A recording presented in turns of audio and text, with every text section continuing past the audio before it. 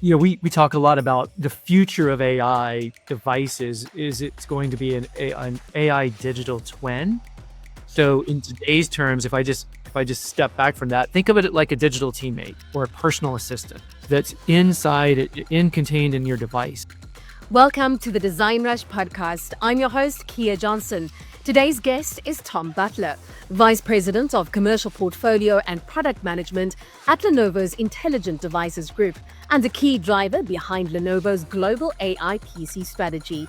With over 2 decades of experience in enterprise tech innovation, Tom is helping redefine what workplace productivity looks like, not through software alone, but by engineering hardware that learns, adapts, and acts in real time.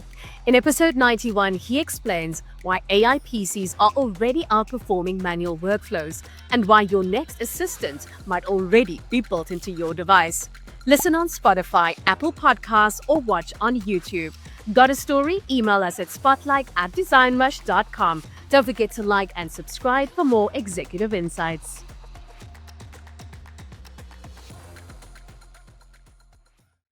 Hi, Tom. Welcome to the DesignRush Podcast. It is so amazing to have you here with us today. I'm looking forward to everything we're going to be unpacking shortly. Hope you're doing well. Doing well, Kia. Thanks so much for having me. So, Tom, I want us to get stuck right into it. I mean, you've led the charge in bringing AI-powered devices to market at Lenovo, including rollable PCs, intelligent ThinkPads, of course. But when people think of your work, the thing that defines your impact, what do you hope it is? So great question, Kia. It's not just about the launch of breakthrough devices, but it's really about launching devices that matter. And so we pride ourselves, myself, my team, on voice of the customer activities. And we want to be remembered for helping reshape what people can expect from their devices, from their PCs. And certainly as we move into the AI PC era, we're moving beyond just a device that can respond to commands, but it's now moving into a device that can anticipate needs, protect your data, and learn how to work for you and with you as you drive your day to day. There's obviously still a significant gap, between these capabilities and the skills that people need to use them effectively. So what would you say is your view on this? And then also just in that same breath of question, how many users do you think are leveraging the full potential of Lenovo's features in 2025? Yeah, well, it's just starting. I mean, I would argue that we've moved into the AI PC era, but that doesn't mean that we're using the AI PCs just yet, to your point. So we've got the hardware that we now ship is AI powered or AI enabled devices. And we design our devices with the assumption that our customers shouldn't have to be data scientists to use it or benefit from it. So we're focusing on intuitive AI, basically looking at automation of some of our day-to-day tasks that can take off some of the workload. So things like meeting summaries or threat detections that run silently in the background and it take care of our problems without us even having to intervene. So it's really trying to drive to that type of experience. So it's where it's augmenting your day-to-day. You asked about, is everyone using 100% of the features? Not yet. Absolutely. So we've got the hardware, as I said, that's enabled. And now what's happening is the software is being written and rewritten to take advantage of this hardware that's now coming into our customers' hands.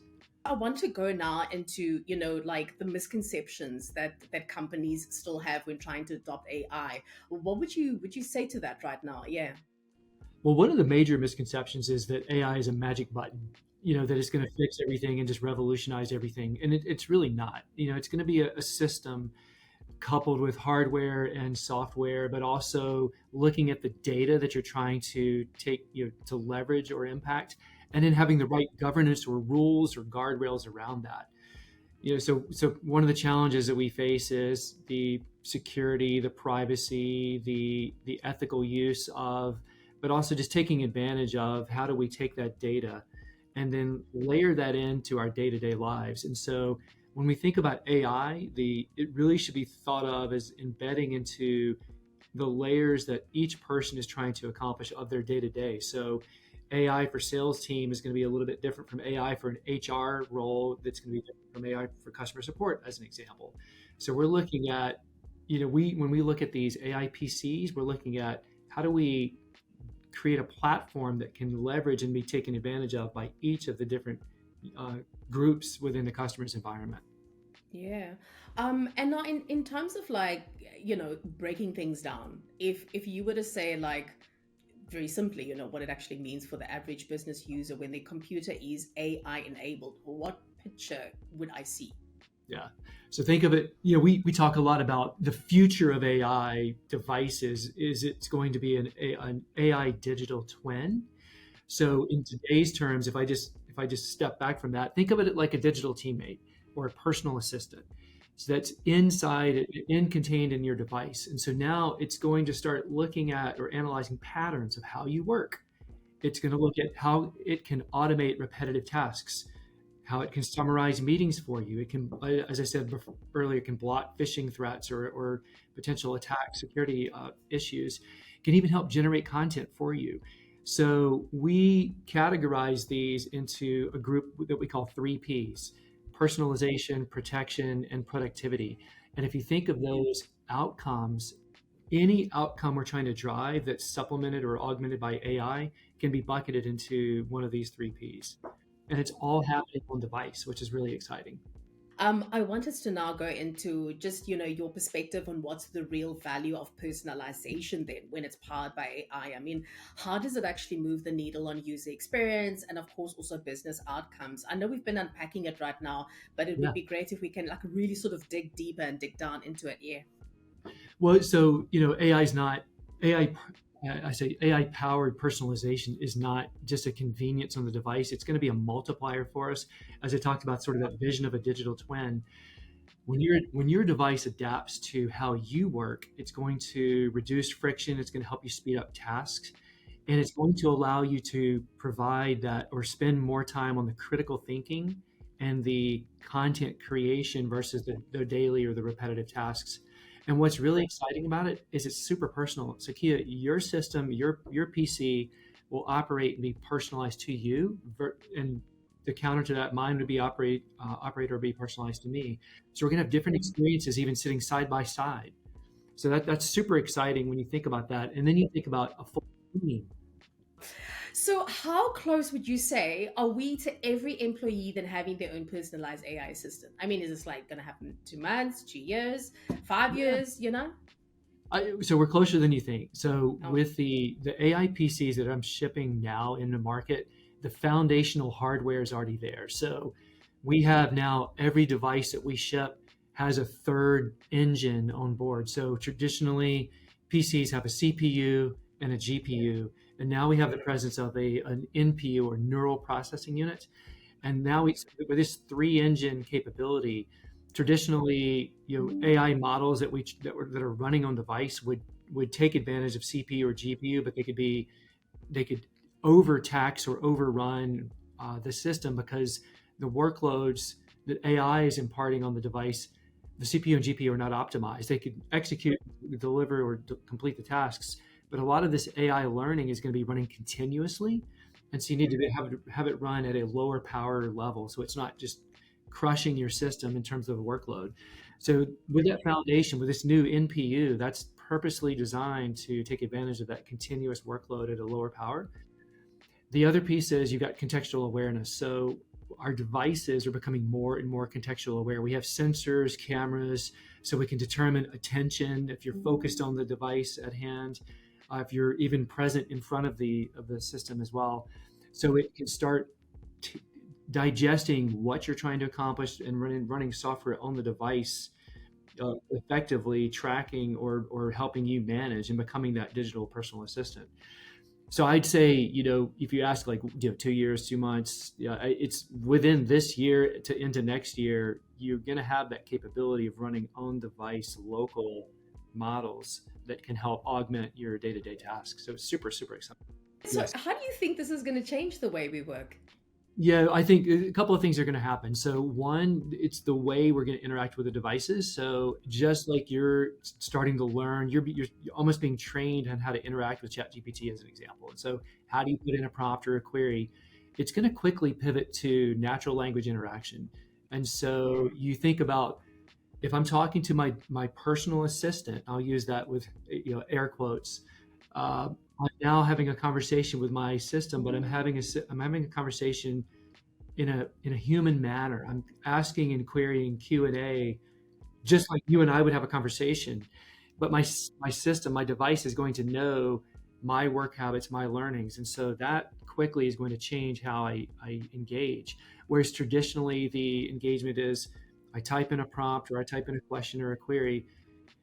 No, you're not going to have a conversation in an open coffee shop or I'm on a train or something like that. I'm talking to my system with everyone listening, but you'll be able to have conversations with your system and get in a conversational manner, get the responses that you want or have it take action for you, which is going to be super, super exciting. Oh, that is very exciting. I want to shift our conversation a little bit and find out from you if you can share a recent example where Lenovo's AI-enabled laptops made a measurable impact on business performance. I mean, maybe through like a major partnership or industry collaboration. Yeah, so we're working very closely with global customers. I mean, I travel the world, meeting face to face with customers almost on a weekly basis. One great example is how some of our customers in the financial sector are using AI PCs to enhance frontline productivity.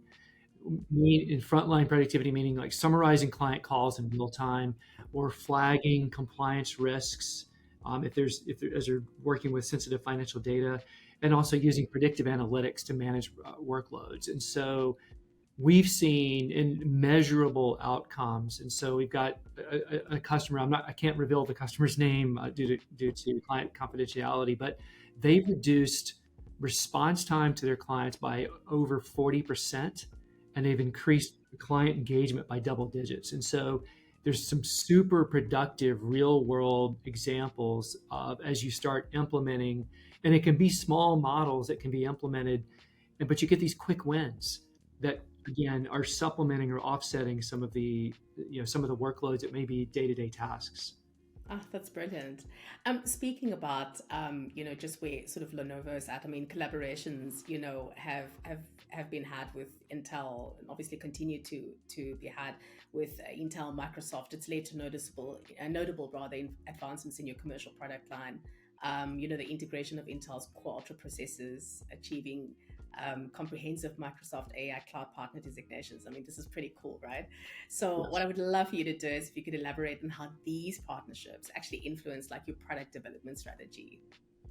Well, these partnerships are critical, and you mentioned several, but we work across all major silicon providers, and Yeah. so we work with Microsoft, obviously, but also with Intel, AMD, Qualcomm. In fact, we are the leading development platform. So if I talk about ThinkPad portfolio, ThinkPad notebook devices, we co-engineer and co-develop these platforms with Intel on the Intel silicon, latest silicon, with AMD on the latest silicon, with Qualcomm. So we have a deep rooted partnership that allows us to build, optimized, performant, as well as efficient or battery life optimized devices that allow us to really harness these new workloads that are being generated by AI. So, the benefit of us working across this broad or all silicon partners is each is going to bring their own unique strengths, and we look at it as offering our customers choice. So we don't want to just lock them into a single path, but we offer them choice. In fact, every customer I talk with, I say, bring in the devices, test them on your workloads, your productivity, and then you decide what engine best suits your needs. But you mentioned on the software side, Microsoft. We're working with Microsoft in integrating Copilot, the AI Cloud Partner Program, and so we also work with independent software vendors or ISV that are currently or actively developing their software to take advantage of these new AI PCs. So it's really building this whole ecosystem around the silicon as well as the software side. Talking about all these like big players in tech, I would love to find it from you. Who is the most impressive executive or innovator that you've encountered along your path and journey? Yeah. Oh, that's a tough one. That's almost like who's invited to my wedding party or not. If I name some, I'm gonna get in trouble. I'll answer it this way. Sure. There's no shortage of brilliant minds in this space, and in AI, we're effectively going through a major pivot in the industry. Like we've Yes. seen, to be honest, we haven't seen it this pivotal if I go back into the past, I'm talking about really the dot-com era. And I date myself when I say that, but the dot-com era was this sweeping, innovative era that we went almost overnight from, well, effectively no internet to internet. And, and we've gone from that same sweeping era from no AI to AI. I would say, when I look at the leadership across the tech space, I've always been impressed with leaders who can zoom out and see and articulate a grand vision or roadmap or a North Star, but they can also come back down and drive down into product or solution execution.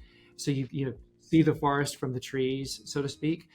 If I look at my track into leadership, I've always been influenced by great leaders inside Lenovo as well, who really drive that zoom in, zoom out, but are constantly listening to the voice of the customer, the voice of the market, because we spend a tremendous amount of our time engaging with customers.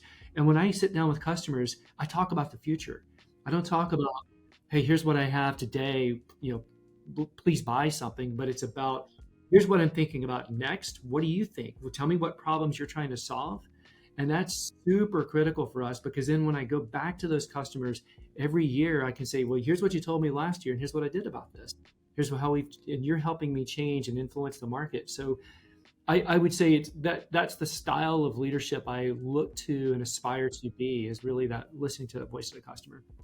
And do you think that because of that approach, your customer experience is then that they would keep coming back, knowing that this is how you are approaching, the invitation into their space, so to speak, that you are looking towards the future of how can I do this? How can I tackle things? How can I improve things for you? That there's a certain essence of really strong customer loyalty that keep coming back. No, absolutely. I mean, because when I'm sitting down and building future roadmap with them, and then coming back and showing, here's what we've done, and by the way, let's now talk about next. That's incredibly powerful, because they effectively become a trusted board of advisors to me, to my roadmaps, because it's a partnership, and we're actively sitting down with our customers and sort of crafting that roadmap together. So that's incredibly powerful. The speed at which we are going right now, you were talking about, the way technology is expanding, and just like the fast forward thinking and tech and how it's exploding. And if you look at like that .com to where we are now, there's been quite a leap and quite a jump, a very quick one, as a matter of fact, if you look at how long it took us to get to certain points on these journeys. Do you think that this sort of speed is going to continue for the next couple of years? Do you think we'll reach some sort of equilibrium where it would be like, okay, what now, No, I think it is absolutely. We're on a rocket ship right now as we move into this AIPT era. I mean, if you think about, the launch of ChatGPT in 2022 really brought to the forefront the realization of what AI could do. AI's been there, but it's really been sort of, I'd say, below the general market awareness, and that sort of revolutionized or brought forward market awareness. Now, fast forward to, we're sitting in 2025, and I'm thinking about 2026, 27, 28 roadmaps in my mind. I can tell you it is going to rapidly and continuously accelerate for the next several years until we get I think the equilibrium is when we get to that more of that digital twin persona, or that state where the device is really actively a trusted advisor and it's a partner with us. Up until that point, you're just going to see a tremendous evolution up to that point. If you could sit down with like one global tech leader to actually tackle the next generation of AI innovation together, who would it be? And then also, what would you want to figure out with them? Okay, so I'll go to that influential leader. No, I think right now, if I look at where the energy and focus is around AI, there's a lot of attention drawn towards NVIDIA. And so, and it's probably an easy answer, but I'd love to sit down with Jensen Huang to really tackle two issues with AI. One is the ethical use, and the second is sustainable use of AI. Now, ethical use is aggressively being worked, because when you start thinking about the use of the data, you got to put security, privacy, you got to put guardrails around it. Then what do you do? How does the data being used? So that one I think is being actively or being worked. I think the sustainable use is a second component that, we're moving at such a rapid pace or evolution. We're kind of skipping over the fact that these large models that are being run in the cloud, in the data center, consume a tremendous amount of power, tremendous amount of GPUs. And so that power is a major concern if you think about the sustainable use. Now, what I'm excited about is as we move into more of a hybrid stance, we're able to leverage the power of the devices, the AI PCs that are now coming out into market. Those draw power at a much lower power state, and so you can accomplish a lot at the edge. And so you're starting to benefit as we can bring models, and especially the agentic models, down to device to execute locally without having to go up into cloud. That's going to help on the sustainable use of AI. And so I think that's really is equally as important. But that would be the conversation that Jensen and I would have if I was to have coffee with him tomorrow. Lenovo spends about 3.6% of revenue on R&D. It's less than HP or Dell. So how do you ensure that still drives innovation? Yeah, no. So we're highly focused on return on investment. So not just the amounts we invest. So when we look at our R&D spend, we're looking at how does that impact real world impact. And so meaning like as we're spending, we're not just spending to create some potential projects that may or may not see the light of day, but we're spending to make sure that we have customer valued impact. Again, it gets back to that voice of the customer. And because of our global structure, we effectively co-innovate across markets at scale. And so I've got teams distributed worldwide, so I've got less overhead when we're all working towards that same mission. And then the other piece is, we own end to end. So we own our own manufacturing capabilities as well. So we can innovate from the beginnings all the way out to the customer deployed models. And so we do see strong return on investment at scale when we invest our dollars. Mm-hmm. If I were a startup organization, and I mean, it doesn't necessarily have to be specific in, in the industries in which Lenovo is present, but say because a lot of our DesignRush audience, you're looking at your C-level executives, agency owners, brand leaders. Would you say that's the way to go to make sure that in terms of like you have this end-to-end user type of implementation within your business, that's the best route that one can follow? Well, that would be like if I'm a startup or small company, it's gonna be hard to own that end to end. I mean, the scale and breadth that we have as the number one PC maker on the planet allows us to have that scale.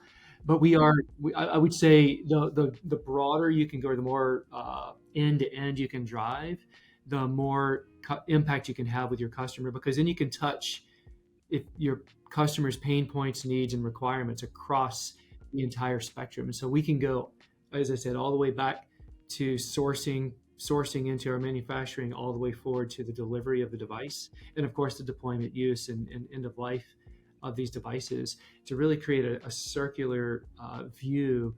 And so it allows us to go, when we sit down with our customers, we basically can cover any point of that spectrum.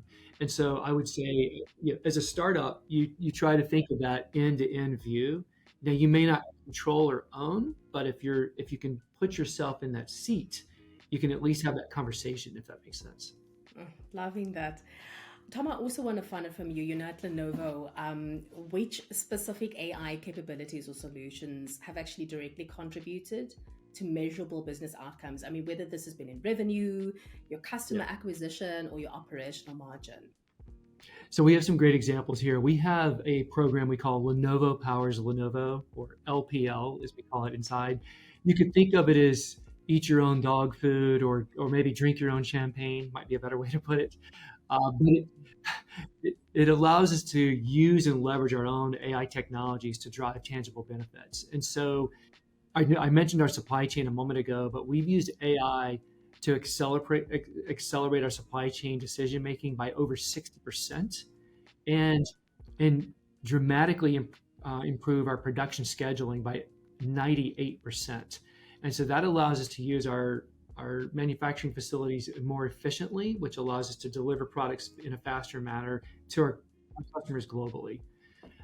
The other thing that we've done is internally we're using Microsoft's Copilot for Microsoft 365, and we're seeing tremendous returns on efficiencies for our team meetings, as an example. So we are able to capture and log action items, meeting minutes, and immediately send those out versus having someone try to capture. I mean, think about historically, I'm writing down, I'm typing down as fast as I can. Yeah, what did you just say? What was that action? But now, so we estimate we're almost getting 2 hours per week efficiency just in that alone. Um, yeah, so just quick wins like that. We've also got our customer contact center. We've got AI helping us there. We've reduced our handling times by 20%, which allows us to again boost output because now we've got more time with customers and more customers that we can see. Yeah. Those quick wins. I was just going to say, no, by actually doing that and implementing it, it delivers that like true enterprise ROI that you're looking for at the end of the day. Tom, we've come to the end of our conversation, but before I let you go, I want to find out from you if you have any advice or parting words for our DesignRush audience. Don't wait to start. That would be the simple, if you take away nothing else. I mean, basically, every customer I talk with is looking for how do I demonstrate return on investment with AI? Like they'll tell me, Tom, I got it. Here come the AI PCs. You've got the capability, the hardware. I'm looking at some things for software, but look for small, quick wins because that will quickly demonstrate. And it's almost, think of it as a snowball effect. You start with these quick wins, and as they start rolling, you get momentum and you get teams, you get people, individuals become teams, become groups, becomes lines of business that get on board with these wins because you'll get momentum built in. I mentioned these teams calls. I can tell you when we started implementing it, you'd have some would jump right in and say, "Oh yeah, this sounds great." Some would say, "I don't know." But when you started seeing the quick wins, like, "Wow, this is super efficient. I'm going to do this every time." You just get this momentum built. And so start early, start often, start small, and look for those quick wins. Love that. Tom, thank you so much for joining us on the DesignRush podcast. I do hope that we can have some more conversations in the future. I just see things growing and growing for you. Thank you for your time. It's my pleasure. Thanks so much, Kia. Thank you. Curious about what top brands look for when choosing an agency? Tune into our latest episode where we reveal the decision-making secrets of leading brands. Subscribe to the DesignRush podcast and stay ahead of the competition.